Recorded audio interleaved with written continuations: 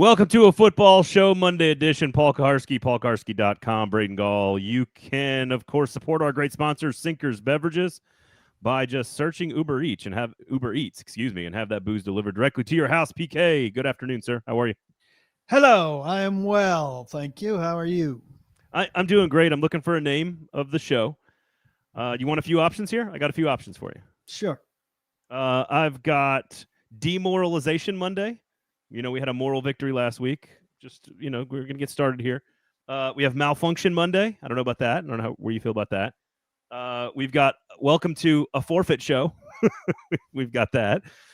They did kind of, it seemed like, give up a lot yesterday. The Tennessee Titans, after 3 weeks of relatively, I don't want to say, let's say minor progress. After 3 weeks of minor progress, playing close games against good teams, one-score games, where the offense looked like it was starting to show some progress, they laid what would be considered a complete egg on Sunday against an arch rival in the division at home. Were largely not competitive after the first drive.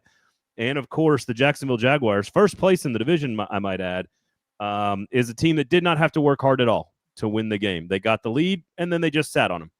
And that was the way Sunday went. So we're going to get into a few things. Number one, at the end of the show, I want you to give everybody a quick primer on what the hiring rules are around the coaching search, because Lane Kiffin was just hired. Colleges are going through this craziness where there are no rules at all. And so I thought it might be a good time to just sort of lay out some of the basic ground rules of how and when you interview and hire in the NFL. I'm going to dive into Cam Ward and Marcus Mariota. They are at the 12-game mark of their rookie seasons. Marcus Mariota played 12 games as a rookie quarterback on a very similar football team structurally in terms of where it picked in the draft the year before and the year after he was drafted. Cam Ward is now at game number 12. So we'll compare their numbers and we'll look back on some of those statistics and some of those memories you have of Marcus Mariota's rookie season, of which, of course, he threw, I believe, 4 touchdown passes in his first game in a win, which seemed like insane things to ask Cam Ward to do right now at this point. So we'll get into that comparison, and then whether or not the locker room is still around, whether or not they're committed. I don't like the phrases that are difficult. So I didn't want to put it in the headline of the show, frankly, which is, I don't want to say, like, is the locker room quitting on the team? Like, the coach is an interim, the team is bad. But Peter Skronsky had some things to say to you after the game yesterday, and of course he followed up today with one of your questions as well. So we'll hear from Skronsky. So all that coming up today on the show. Please rate, review, subscribe, thumbs up, notifications turned on YouTube. Please support us that way. If you want to get into the comment section, you can. Already seeing a few of you in there. Okay, quickly, just the progress and then the dumpster fire that was Sunday. I like Demoralization Monday. I think that's pretty good. Yeah, look, none of that progress was wins. Cam Ward is kind of a hardliner, like, steps. I didn't see any strides. We didn't make any strides, he said. But I think they did make some strides, and he made some strides. But they're not relevant to some people unless they come with results. I think they were relevant for how bad this football team is, but equally relevant was just how bad it was yesterday. Lifeless and just 4 3-and-outs, 5 punts. Defensively giving up big plays, not making the Jaguars, like you said, work very hard. It was kind of not a sweaty Sunday for Jacksonville, really, to take care of business and notch a win that they need, that their division rivals have gotten already. And so, they didn't make them work very hard for it. There was regression. A lot of people going way overboard now, like Ward somehow been castrated and now he's settling for things. I think Jacksonville did as good a job as anybody against the Titans at taking away things from downfield that Cam Ward would prefer. I don't think he's happy to settle for short stuff. I think he settled for short stuff because it was all that was there. Titans not threatening downfield with the weapons that they have currently. I think Io Manor just has not been effective. I know he missed a game. He came back. Was his worst game of the season by my estimation. Dropped a 4th down pass. he and Ward were out of sync. Chigakonkwo had 2 penalties. Just nothing worked on offense. Tony Pollard ran well early. And that's why I think, 4th and 2, 4th and 3 from the 10, go try to get a touchdown. You're going to get 7, you're going to get 3, you're going to get 0. Mike McCoy acts like the difference between 3 and 0 is monumental. Well, the difference between 7 and 0 then shouldn't. I don't know. Go for it. Get a touchdown. It's the only time you turn out to be down there. Predictable, based on how things have gone for them, and just not much to take out of it. I felt like, I didn't feel like the team was into it, and I rarely feel like that. I really liked a forfeit show. I thought that was good. I thought you might have liked that one better. Like, welcome to a forfeit show. Abject failure show, abject failure afternoon. These are all options here. We'll stick with you gave me as an option. I took the option, and now you're taking it away as an option. No, Demoralization Monday is great. I think that's great, or not so great. Either way you look at it. Look, I think the issue is for me. Look, it was 40 cold afternoon at Nissan Stadium. The actual weather turned out to be better than I expected, but it looked like it was going to be rainy and overcast and cold. Nick said on Thursday's show that the Titans-Jags rivalry should be played on a nondescript streaming service at 2:00 on Thursdays every single time they play. So it is kind of this weird, division rivalry that sort of has these really important moments in where these two teams have knocked each other out of playoffs in the final week of the season, kind of over the years. But because it was a rival, because it was a division team, because it's a team that I think Titans fans think they're better than. I think this is one of them. Not necessarily these two rosters, obviously, but in general, Titans fans view the Jags as the thing that is at the bottom of the division all the time. Even when they're good, they're not really that good. A former host on this show, friend of ours, goes out of his way to talk as awfully about Trevor Lawrence as possible. This is the owner's terrible, all this stuff that the Titans have always sort of looked down their nose at this particular franchise. And so for them to come on here and in what felt like just the easiest Sunday afternoon. Now the offense, this is just based on one metric. It's just the Pro Football Reference sort of adjusted score points, right? The offense and the defense and the special teams. Negative 20 points for the offense yesterday. That was the second worst showing of the entire season. The worst being the Broncos game in week 1, which you can understand on the road, an elite defense, first game as a quarterback for him and the new players. The defense plus 1.7 or 1.2 points adjusted. That's like the 5th or 6th best game. So they were pretty good against the run. If you're looking at the game itself and saying where did they win a battle at any point, they did a great job taking away the run.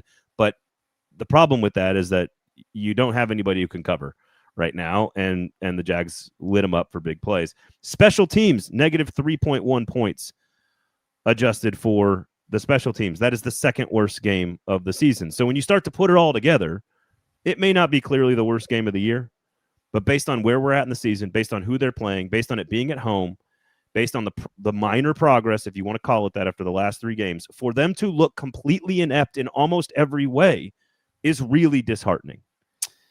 That's how I come away with it from that game. I feel the same. A couple notes there. I mean, Chim DK losing a fumble on a return is bad. I mean, he's one of their most reliable, probably their most reliable element, if you will. I think the returner, maybe second to quarterback in terms of impact on his unit, can make up for a bad block or a bad somebody missing their assignment.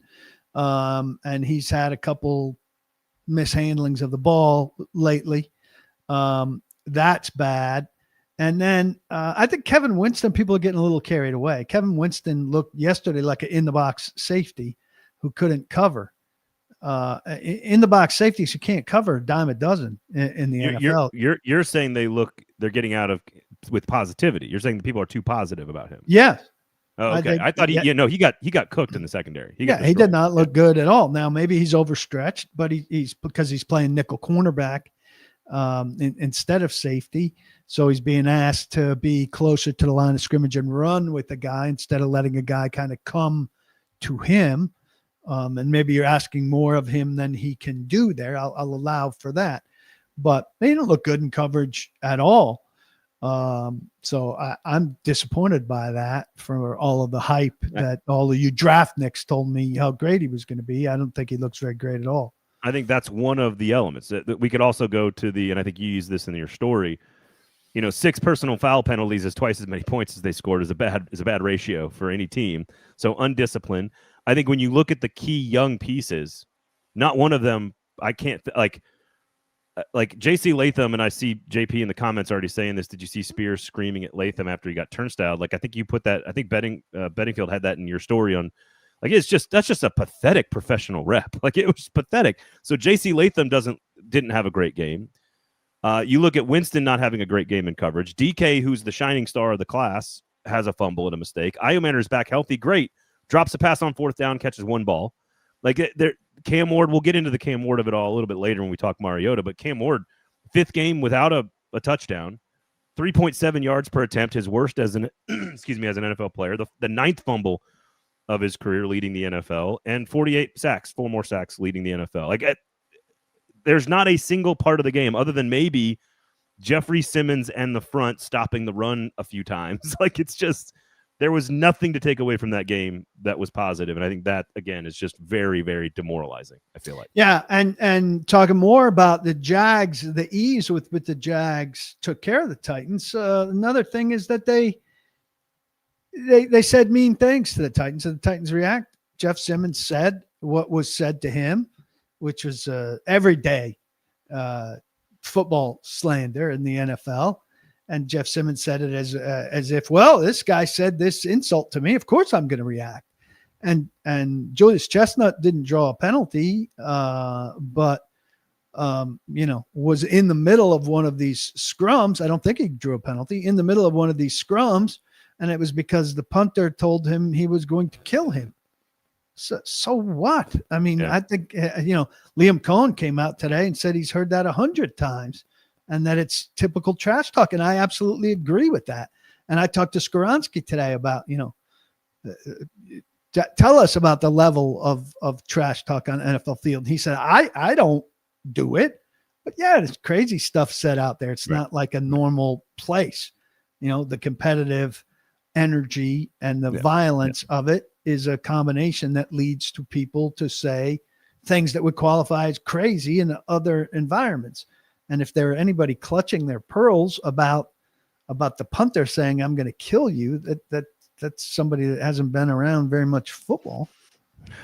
Well, yeah. And again, we'll get to the Cam of it all, but it is the first game where I have major doubts about is there a turn? Is there a corner coming? Is there a step coming? Is there progress being made? I am, because I was sort of critical of the pick, I feel like I have to do offer as much patience as humanly possible, because I don't want it to be confirmation bias of what I might have thought in the preseason. I want to give him as fair a shot as possible, and I think that's the only way you can do this. But that's the first game where I walked away going what is he doing? And I don't know if it's coaching. He is certainly not getting any help from Bo Hardegree's play calling, from his decision. Mike McCoy's doing nothing to help him develop right now.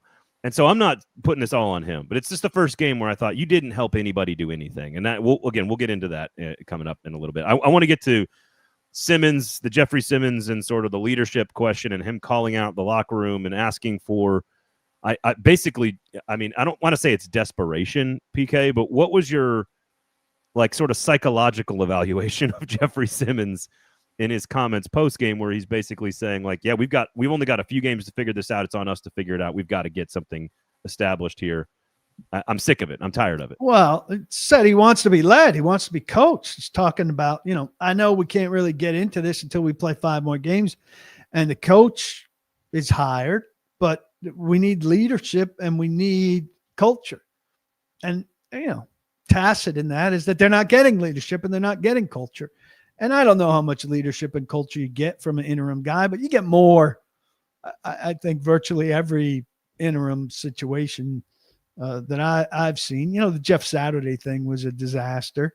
But I think generally the guy that gets appointed to this job has been an observer who's seen the faults of the head coach and comes in and patchworks some of it, and something gets better. Now, the roster's generally not good. The talent's generally not good. But there's something that swings positive, at least for a little while. And, our friend Zach Lyons put out a thing a week or two ago comparing, Ward, Cam Ward, like under Callahan / Hardegree, and then under McCoy / Hardegree. And Cam's numbers have upticked to some degree in some of those categories. That was before this bad game, which will pull them back down. But the one thing that hadn't changed is points. And now this 3-point game will drag points down, and points will be worse now under McCoy. And this team hasn't scored with any reasonable number with any regularity in 3-4 years. Yeah. It's an embarrassment. Since Ryan Tannehill got hurt, basically. Outside, I guess, the Levis Atlanta game, maybe. GoForce says, Myles Garrett about to run through Latham's face like Kool-Aid Man. Cam better have his head on a swivel. I assume they will double him and chip on him and etc. Andrew, guys, I'm starting to think the Titans are bad. Well done there. Sammy, I think goes without saying. Borgonzi and Brinker better get this head coach higher. Right. Let's see here. Which sounds worse from Andrew? Which sounds worse? Complaining about trash talk or saying 40 degrees is too cold to play football? That was Jarvis Brownlee against the Commanders last year. Is that correct? Yeah. I believe. I think they're contenders, about even. Yeah, I think that's right. Here we go from Ed Henry. Simmons certainly led the way yesterday with the personal foul, and they all followed.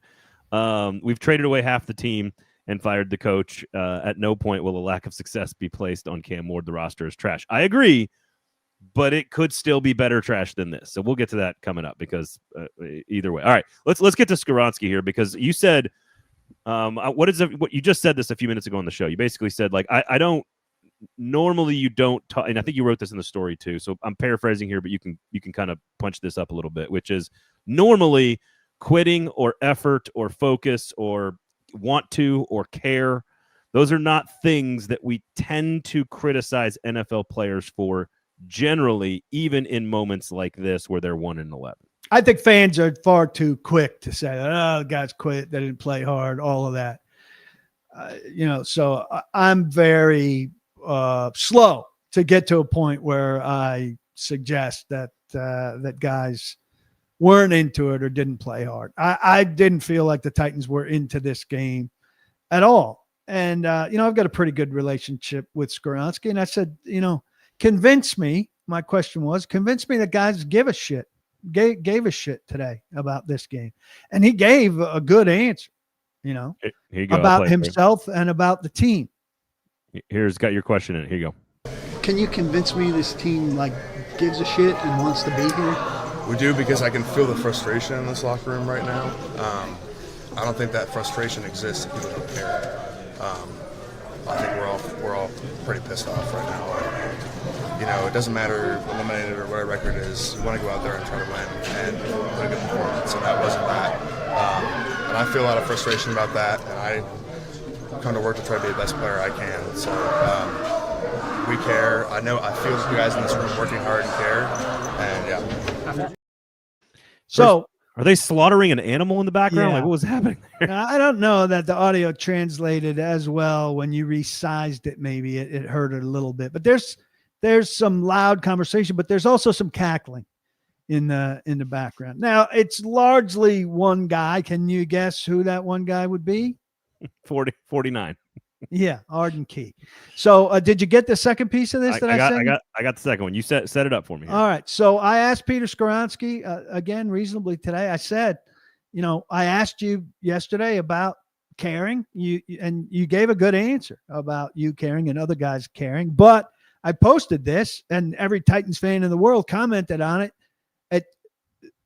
Pointed out that there's cackling in the background while you're talking about how much everybody cares 10 minutes after the loss. And this was his response to that. Got to listen carefully here. I probably noticed that in the moment. My guess is it probably is a little bit of Arden, and that's Arden 24/7, 365. He's just a loud, kind of boisterous guy. So that's just who he is, to be honest. And I think that's kind of what it sounded like to me. I'm not calling him out or anything, but I maintain what I said. I think there's still a lot of frustration. There's a lot of give a shit, and It doesn't necessarily mean everyone has to be silent all the time and not look up and not talk to anyone. Guys are allowed to crack a smile still. I think that's okay. But I do still think there's a high level of frustration and annoyance with not being able to win. And I do sense that guys really, really care.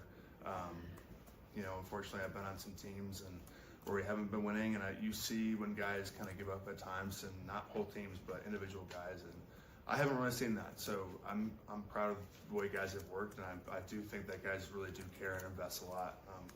We're here every day busting our ass. You guys see us at practice every single day, and so nobody's not working, nobody's not trying. That's not the case. As far as what you said, I'm not going to police anybody for laughing once in a while. I think that's a little bit ridiculous and over the top, but maybe a little bit ironic in the context. But still, I think guys are coming every day and giving it everything they have, and so the results haven't really rewarded preparation in that sense. But it's not for lack of effort or lack of care. Solid. All right. Very solid. It's a very smart, layered, nuanced answer to what is. And the more I think about this, because I think a lot of fans probably struggle, because I've struggled with this in the past, where I want the players, I don't need them to care as much as the fans, but I want the players to recognize that, hey, you're on the ride home of a bus, in a high school game, and you've lost. You start to loosen up. By the end of the ride, you're loose. At the start of the ride, everyone's pissed. So I understand, but what you have to get, I think, important here is that in the situation that he was in and the players are in the locker room, you are asking them to come off of a field. And I don't think this is unfair. I just think it's, from a human standpoint, it's a difficult thing to do. Imagine doing the worst possible radio show you've ever done and then immediately having to answer to our bosses publicly for it, where everything's going to be evaluated by every single person who listens to the radio show. That is a difficult situation to make sure you're balanced and measured and thoughtful, and also strike the right conciliatory tone of defeat and stress. That's already a very difficult environment. I'm not saying it's not part of the job and they get paid millions of dollars to do it, but from a human standpoint, that is tricky. So you have to be willing to allow folks to kind of let loose at some point. But also, Arden Key got 2 penalties that were really stupid. So. Right. So I don't know. What do you make of all that? Well, not everybody's as smart and well-spoken as Skoronski. Northwestern. And has their pulse on it, right? So he's that's why I asked him the first question, and that's why he's the right guy to answer the follow-up about the second question. And, Arden Key wouldn't be as good on that. And Arden Key is not as good for the culture as Peter Skoronski is.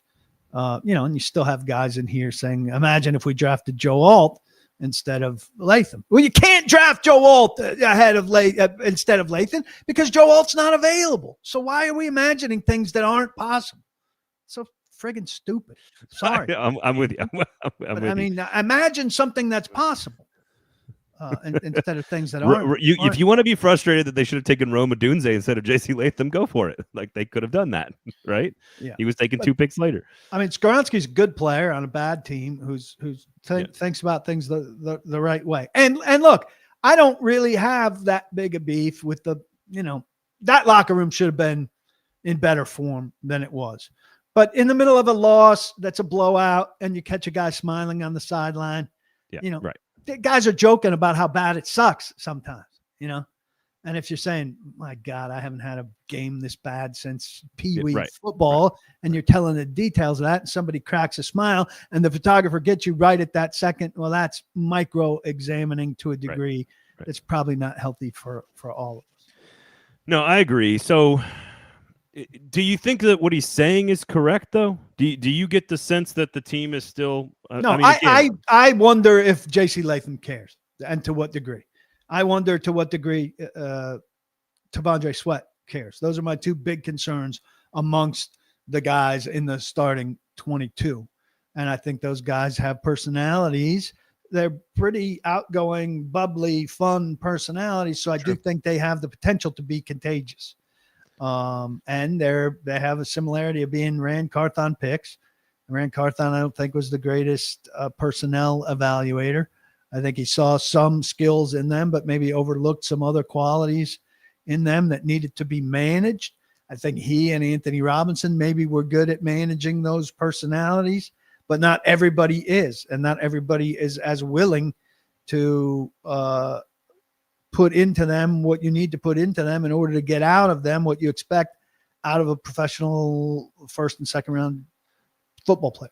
I do think the beauty of the NFL in its meritocracy is that, and frankly, its lack of guaranteed contracts for most of the entire workforce sort of makes the league like tank proof or quit proof, whatever phrase you want to use. I mean, that's sort of the nature of the game. Every play you are being evaluated, of the 53 or of the 48 active, I mean, 40 of them are being evaluated for either a future contract or next year or whatever. Like every moment of your career in the NFL is being followed by the eye in the sky, and it don't lie. And so that I rarely have this concern about stuff.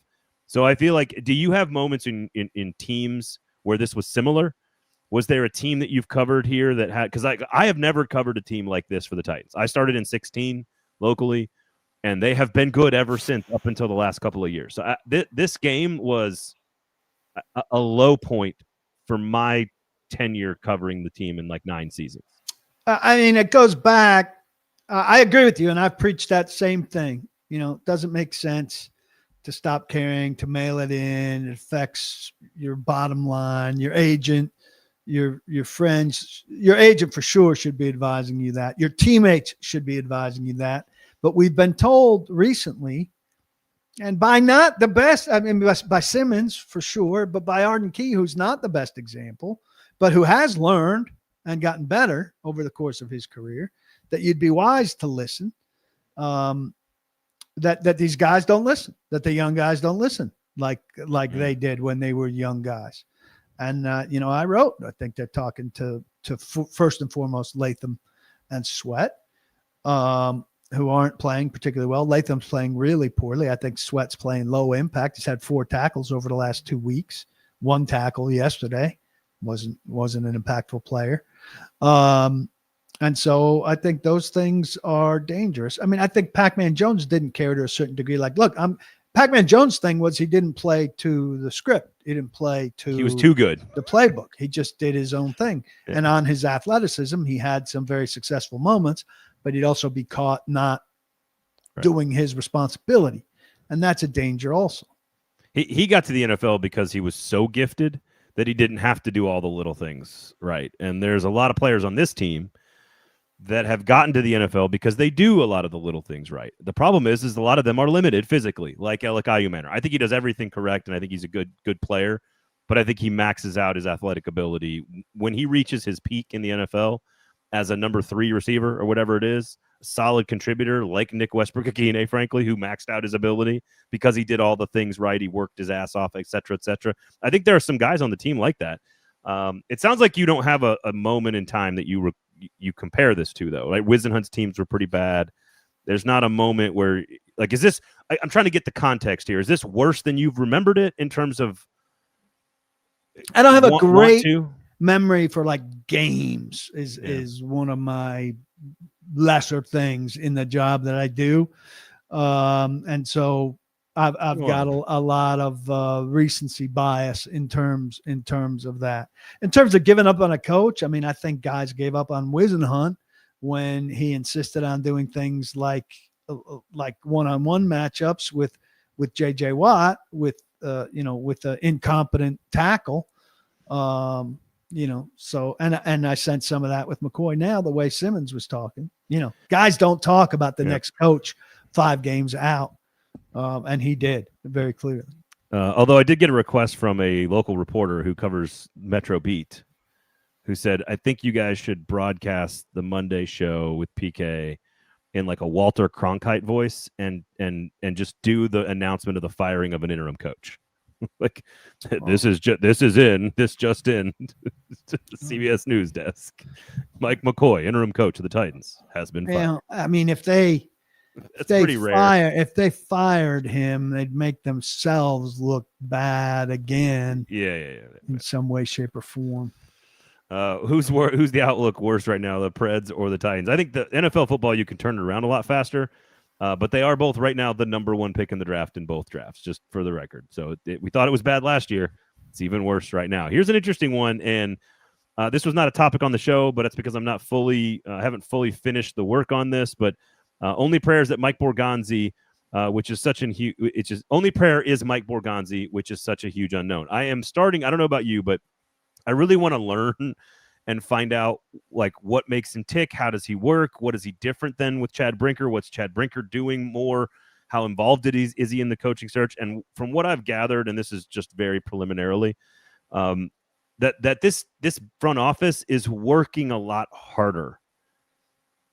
I don't know if it's good work, but that it's working a lot harder than the previous regime in a large way. Now what a bar! I hear you. Playing Candy Crush and Napa. But if the entire, I'm talking top to bottom. I'm talking top to bottom. If the entire staff is a bunch of grinders, like you wrote in your story when Rand was fired, frankly, right? Kind of comparing. If the entire staff from top to bottom, and I'm talking all the new voices they brought in, whether it's Ziegler or all of Borgonzi's guys, if the whole thing and all the scouting departments and all the people and if everyone is just putting in more effort, and again, that's the preliminary feeling I get, I do think that's a positive step. It doesn't mean that they're going to make a bunch of great decisions, but this draft class looks solid.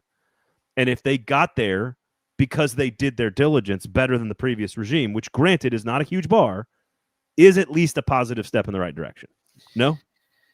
Sure. Well, my concern is that it's too top heavy, right? So I don't think that they've done enough with the scouting department.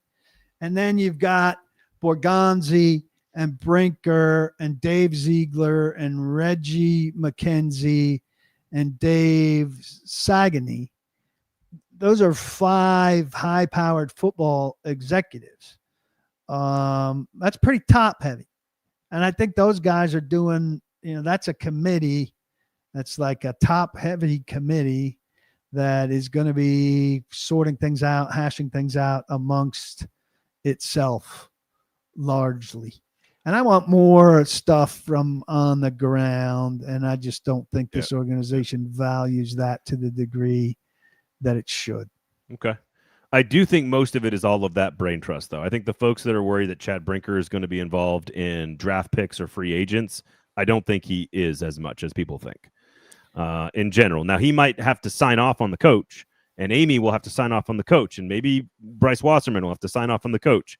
But I think the diligence that's being done to decide all of these things, to pick a decision, draft picks, free agency, scouting, coaching staff, whatever, you name it, important decisions. I do think the vast majority of that is happening with that brain trust you're talking about.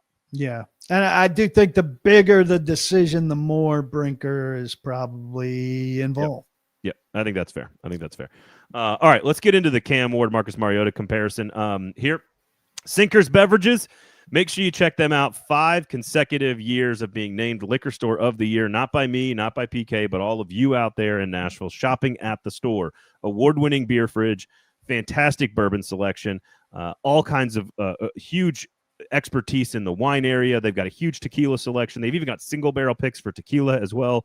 So all kinds of RTDs. They've got a THC corner over there where you can get beverages and gummies and everything. It's all kinds of really good stuff at Sinkers Beverages. Really, they got a big, beautiful parking lot. They got the brand new renovation. It's an awesome place to go.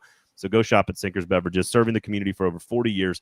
They also have Bluegrass Beverages in Hendersonville. So if you're north of the city, go shop at their sister store. All the same sort of customer care that they give at Sinkers, they're doing at Bluegrass Beverages as well.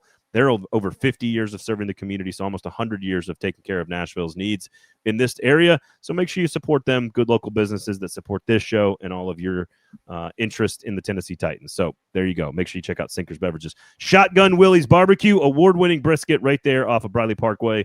They've got a big, open, free, beautiful parking lot as well, and you can get there in less than 10 minutes from Nissan Stadium. Fantastic. Best brisket in the city, also award-winning, and almost got that Michelin star. I know people are tired of me saying that, but I'm going to keep saying it because he should be proud of it. So there you go. All right. So Cam Ward has played 12 games. Marcus Mariota played 12 games. Now, quickly before I get into the numbers, how different are the situations? They changed coaches, I believe, the year before with Mariota. They had the number 2 overall pick, and he was taken number 2. Cam Ward, obviously, number 1. They came back and were really bad the next year and had, I think, the number 1 pick the next year. That's the one where they traded back and then traded back up again. And so they were a god-awful football team 2 years in a row, much like the situation that Cam Ward has found himself in. I think they changed general managers in the offseason, correct, after Marcus Mariota's first season. So kind of compare and contrast the situations. How different really are they in your mind? Well, let's see. It was 2015, yeah? His first season was 2015. So he was First drafted season. in April of 2015. Yeah, so he got a new coach. So similar in that regard. Better, Malarkey fared far better at changing stuff and having respect of his of the team when he took over as compared to Wisenhunt. McCoy has not done that, but the point differential was negative 124. For comparison, it's negative 158 already this year, which is not a good thing. Run game was a mess. It was worse, I think, than it is now. Antonio Andrews, one of my least all-time favorite Titans, and a guy who is not equipped to be an NFL running back, was the leading rusher that year. And they finished 3-13. So it was a very bad team, but it was a year removed from taking a leap to 9-7, and 2 years removed from being a playoff tean. You mean before? You mean 2 years ahead of? Yeah. Right? Well, Okay. a year from being 9-7, with Conklin being the best approximate value player on the team. A year from having DeMarco Murray taken over as the lead back and turning them towards Derrick Henry and Byard and all of those people emerging, and that draft that gave them a lot of talent. So it could be similar if they end up with the pick that allows them to unlock a trade to give them the kind of talent that they got with with a Conklin and a Byard, and bringing in those kind of people in short order: Conklin, Byard, Henry.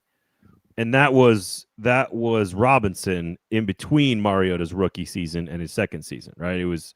Robinson came in after that and then handled the draft that ended up being the trade back and the trade up, and Derrick Henry, and acquiring DeMarco Murray and all that stuff. So like Robinson was in charge of that, I think, the very next year, where he sort of inherited Malarkey and Mariota, I believe, correct? So, or no, he was a part of making the decision to keep Malarkey, but I think that was Amy Adams-Strunk as well.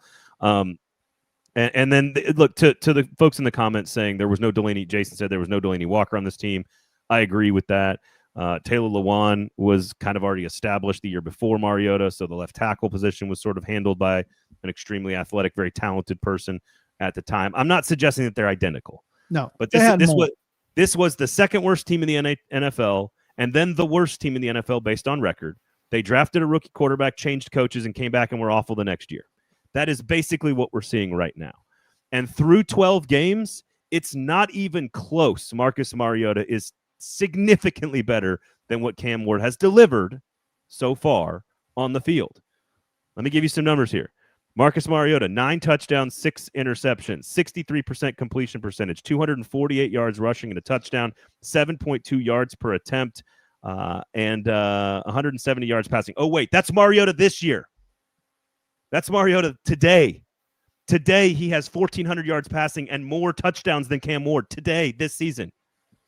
Okay, I got that out of my system. Now, Mariota, 3-9, Cam Ward 1-11.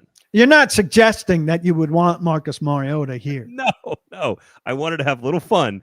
And that Marcus Mariota today, his numbers are better than Cam Ward's today in 6 games. Just want to point that out. So, all right. Marcus Mariota, 19 touchdowns, 10 interceptions, 2 rushing touchdowns. So 21 total touchdowns. Cam Ward has 8 through the exact same number of games. 59% completion percentage for Cam, 62. for Mariota. Cam Ward, 2,300 yards, 51 yards passing, 2,800 yards passing for Mariota. So not significantly better, but certainly more production there. Double the rushing yards, 252 to 123. We know that that's a different part of their game. I don't think that's a huge indictment here. 7.6 yards per attempt for Marcus Mariota.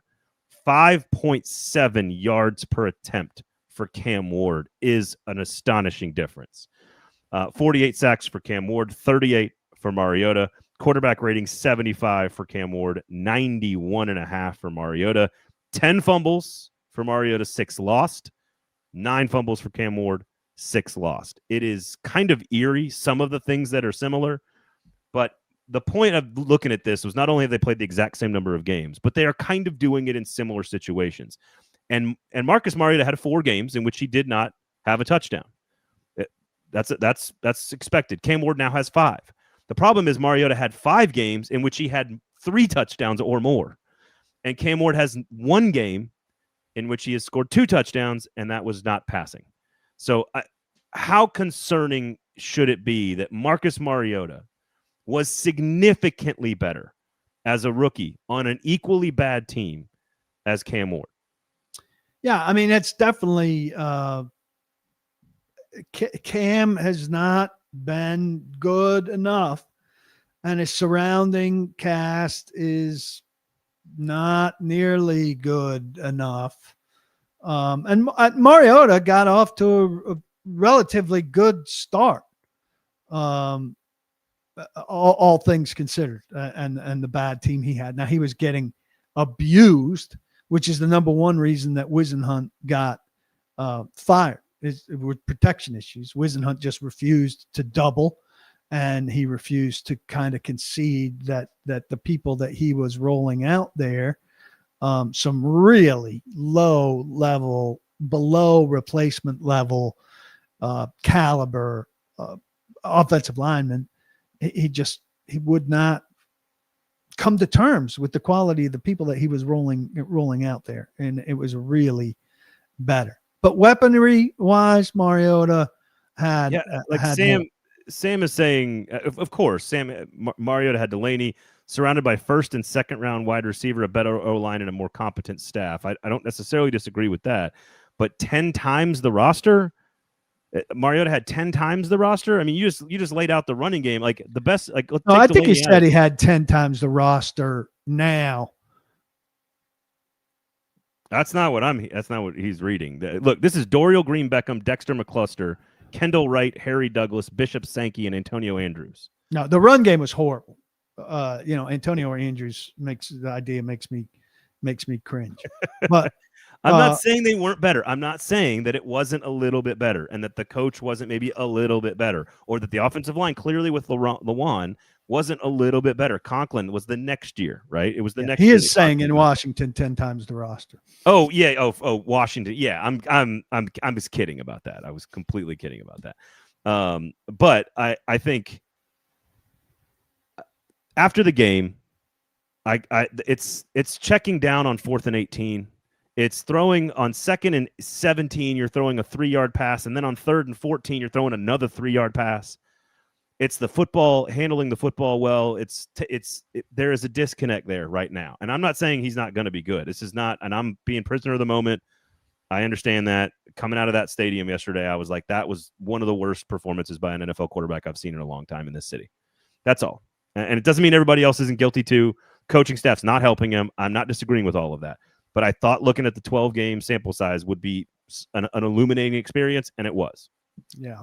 You want it to be more, also you got to remind yourself, like, it's not a linear process and all of that. And that there was a 3-game uptick. It sure felt nice. And you thought, hey, he's going to finish on a steady climb here.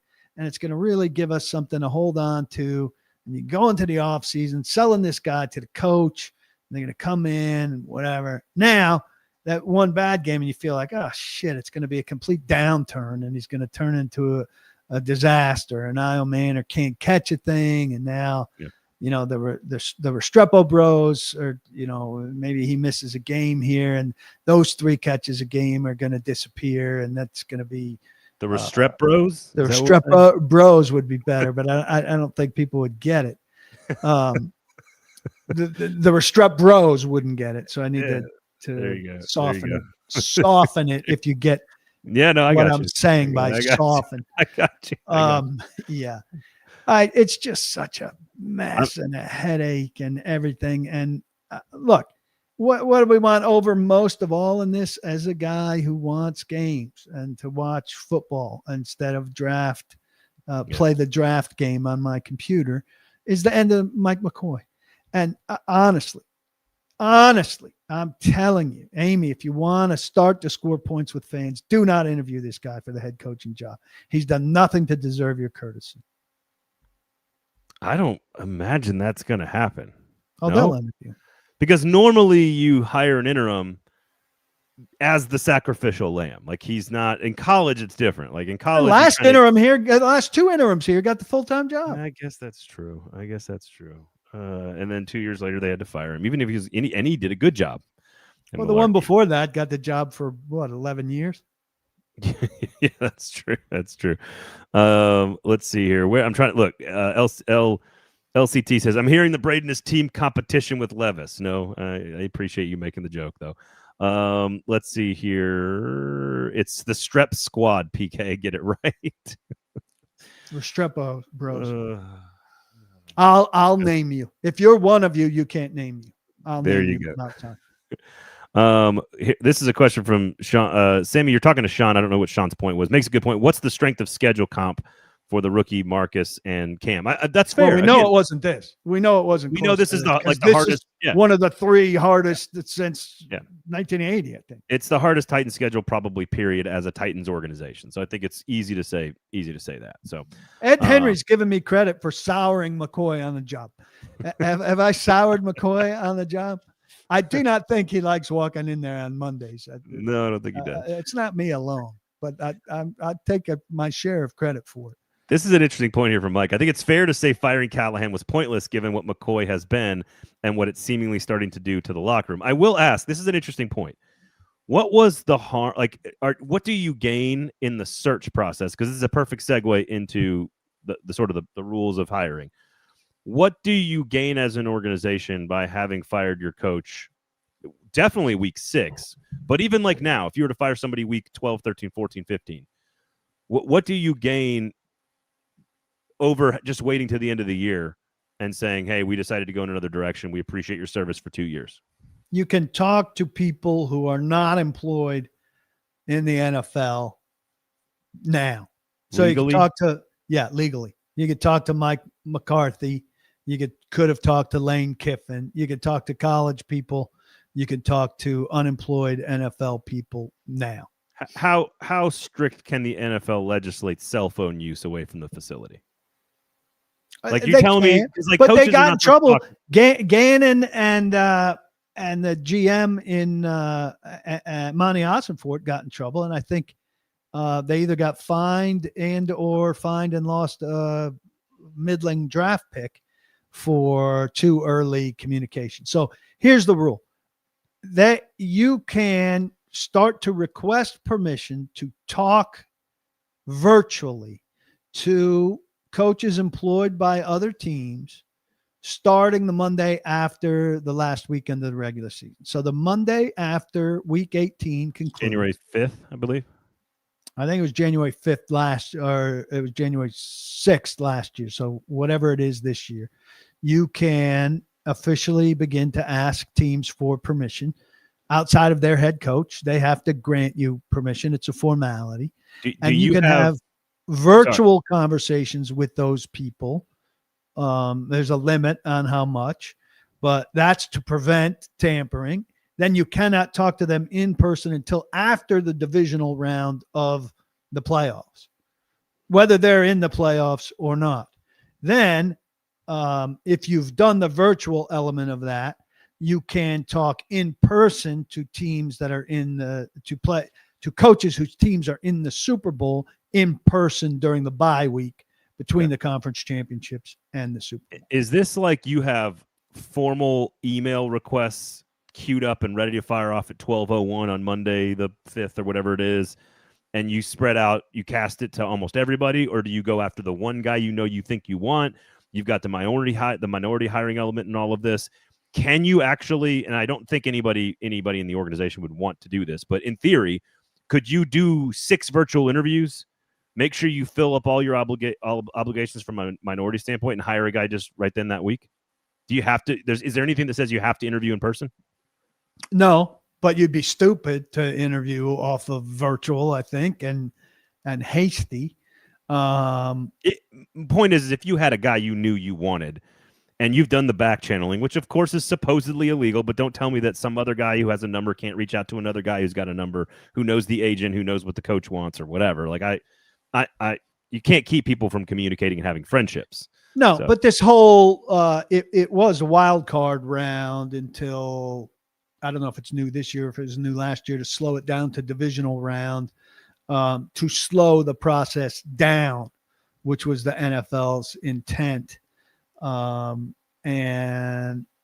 slow the process down, make people be more methodical about it, less hasty, make it less of a race, if you will.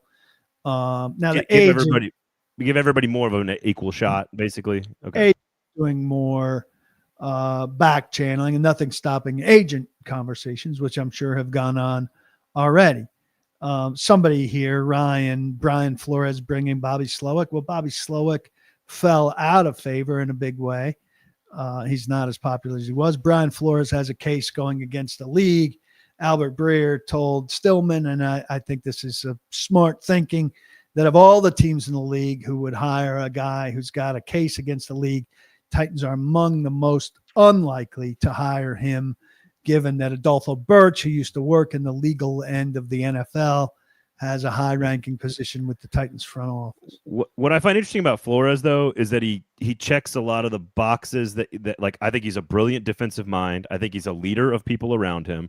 You can interview him right away because his team will be eliminated on the 4th, on the last day of the regular season, and he's a minority candidate. Like he is a great candidate to actually interview for every good, actually legitimate reason. Again, Ed Henry's saying, so if Kansas City doesn't make the playoffs, Nagy could get hired in a few days after the regular season. He could, but he's not allowed to be present until after the divisional round of the playoffs is over. It's only virtual. But I think I've got this right. You can only talk virtually until after the divisional round of the playoffs. And this is to be fair to coaches who are in the playoffs, so that coaches who are not in the playoffs don't have an unfair advantage of getting ahead of coaches who are in the playoffs, many of whom are the more favored coaches, who are the better candidates, if you will, who fall behind as a punishment for their teams being in the playoffs and them doing the work of their teams. Well, and I'm not suggesting that I want Flores for what we're saying here. I think Nagy, Spagnuolo, I think people through the Chiefs that certainly Borgonzi has a relationship with would make it easier to hire them because you know so much about them. But I don't think those are the right guys for the job either. I mean, I'm not saying they're bad coaches, but like none of that is inspiring to me right now. Mike McCarthy is one of the worst ideas I've ever heard. So, I don't love that either. So they're going to be some names that I think people are maybe not going to recognize as much, although I do think Spagnuolo is going to be an option. I think they're going to interview him. And I think that's a guy that they're going to be very interested in. And so it'll be interesting based on if they make the playoffs or not, whether or not that's helpful to the Titans and to the process. We shall see. Why am I Sammy asked a smart question there about a fired guy. Like if Stefanski gets fired on Black Monday or the Tuesday after Stefanski or LaFleur, if those guys get fired, are they automatically fair game? And I do not, unfortunately, know the answer to that. So I'll have to report back to you on that. Okay. Can he be brought in person right off the bat? I would suspect, but maybe there's a permutation written into the rules there. There's also a handful of other defensive coordinators that I think are out there that I think the Titans will be interested in as well, and we'll work on that list for you guys a little bit further. Austin Diamond, nobody said that Art Smith isn't getting a call. We don't have a list of who's getting a call. I think he will. Who's not getting a call. I presume he will get a call. Yeah, I think Art Smith is a candidate for sure. I don't think he's top tier, but I think he would be a candidate for sure. I think he'd be an Amy candidate. Yeah, right, exactly. Okay, so again, this is the beauty, I think, of the NFL's work around this subject, whereas college has failed so miserably, which is how we ended up with the Lane Kiffin saga and all the other stuff that took place this past week. Now we have all these hirings that happened yesterday and today. Some of them in the middle of championship races and in playoff races, and it's just really, really unfortunate. I think what the NFL has done around this stuff with these rules is all for the best interest of all parties involved. It may feel like it's kind of stopping things from happening, but I do think it's what is best for the teams and the coaches and the fans to get the proper evaluation done well, to give people fair shots at stuff, to give the organizations a fair shot. So I do think, based on what I've heard over the last week about Lane Kiffin, like this is a brilliant way to do it in the NFL. I think I just wanted to lay that information out. So pay attention to who makes the playoffs, who doesn't make the playoffs, who's on their staffs. That's when you're going to start to find out and get more information about who they're interviewing and how and when and where. So those are the ground rules for everything. Otherwise, what do you got coming up on the website, PK? Give us something good to go on here. Well, I look a little bit at Cam's kind of repeating themes and this idea that they keep identifying the same problems, but they don't make any progress at the same problems. And, I think Cam says the right things, but he's saying the right things over and over and over again. So what kind of loop is that putting us in? That's the first new thing of the week, and we'll dig into a lot more as things get going. I can guarantee you that there's not going to be maybe Mike Herndon will go somewhere with this late in the week. If he does, it'll be the most intelligent thing you read on it. But other than that, there's zero potential for the kind of bullshit you're going to read all week about Cam versus Shador. So you should pay $750 a month just this week to avoid reading Cam versus Shador blather. Just go listen to Buck's radio show for 5 seconds. That's all they're going to talk about this week. That's the reason his ratings, quite frankly, should be down this week. All right. We will not be discussing it much. It's great for Sports Talk Radio, but it will be interesting in the game. More interesting because Myles Garrett's on the other side than anything else. But that's a conversation to have. How badly is Myles Garrett going to hurt Cam Ward? He's at 16 sacks. He needs 7 more, I think, to get to the record, the all-time NFL record of 23, held by what's his name from like the 70s. I can't remember his name. Michael Bean Perry? No. It's a very random football player. Like that guy had 23 sacks. Okay. Mark Gastineau. No, I don't think he's got the record either. Joe Klecko or Mark Gastineau had it.